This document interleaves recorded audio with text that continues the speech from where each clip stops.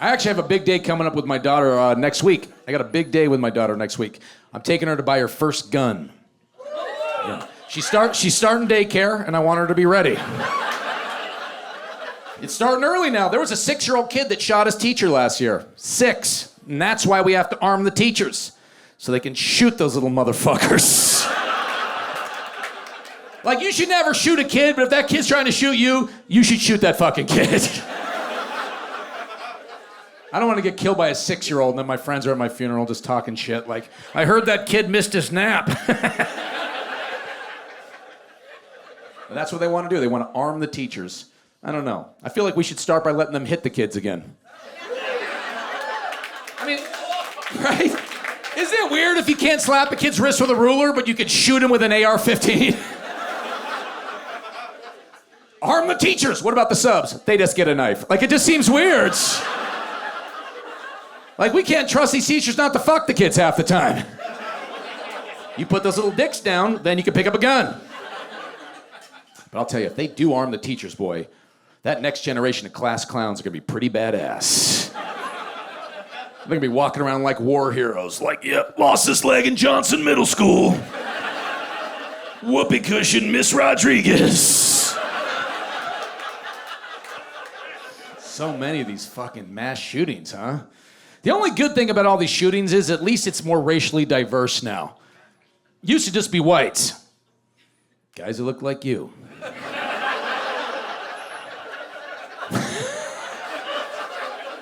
I feel like I've seen you on CNN about 5 or 6 times.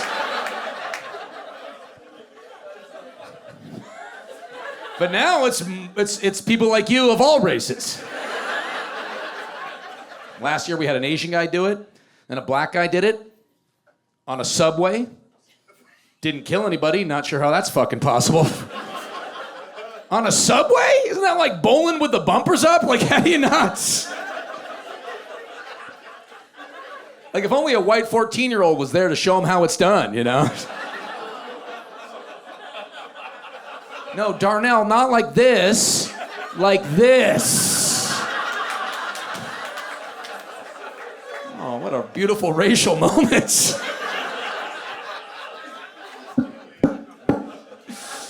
But there's so many of these mass shooters, it kind of makes you miss serial killers a little bit. At least they were good neighbors. Dude, anytime there's a serial killer documentary, there's always that scene where they're like, we loved Rick. That was Crazy Rick with the van. We love that guy. Why are they such good neighbors? They're just letting people borrow their tools? Like, anybody need a shovel? Or maybe they always get to know their neighbors, always washing blood off their van in the driveway, like, hey, Cheryl, yep, hit another deer. Are you jogging later? Like, it's weird to think about, but it's true. If you're having a party, who do you want your neighbor to be? Serial killer or sweet little grandma? I'm going serial killer. Because grandmas come by, can you turn that music down? Serial killer's like, turn it way up. I'm about to fire up my bone saw. I need some background noise. And now all we got are mass shooters. No one says they're good neighbors. They're like, oh, we knew that kid sucked. That's why we picked on him.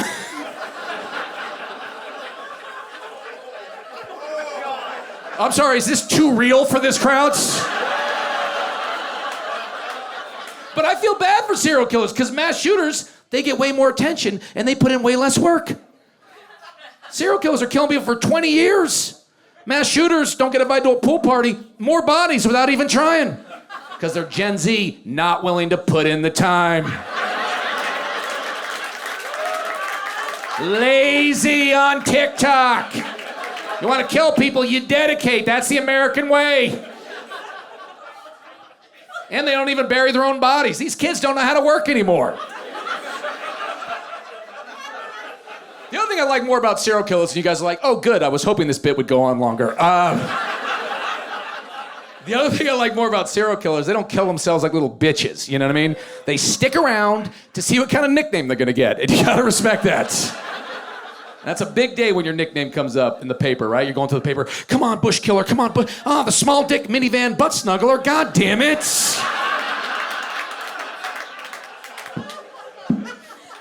But don't worry about it. Don't worry about it. You're not going to get killed by a serial killer. You're not going to get killed by a mass shooter. You know who you're going to get killed by statistically? Your spouse, your wife, your husband, the person you're falling asleep next to tonight. Statistically, you are more likely to be murdered by your spouse than you are by anyone else in the world times 3. So ISIS, cartels, mass shooters, whoever you're scared of, you're less likely to be murdered by them than the person you're going to share the check with tonight. And you're like, not my Larry, especially your Larry. You're Larry more than anyone in the world times 3. And I love doing this joke because you see people turn to their spouse and be like, I would never do that. But that's what someone who would do that would say. Oh, you're like, oh, my husband wouldn't do that. He loves me. That's why he'll murder you. To murder someone, you gotta bury the body, you gotta plant it, you gotta take it here, you gotta take it there, you gotta. You only put in that kind of time if you really care about somebody. And that's the story of Passover.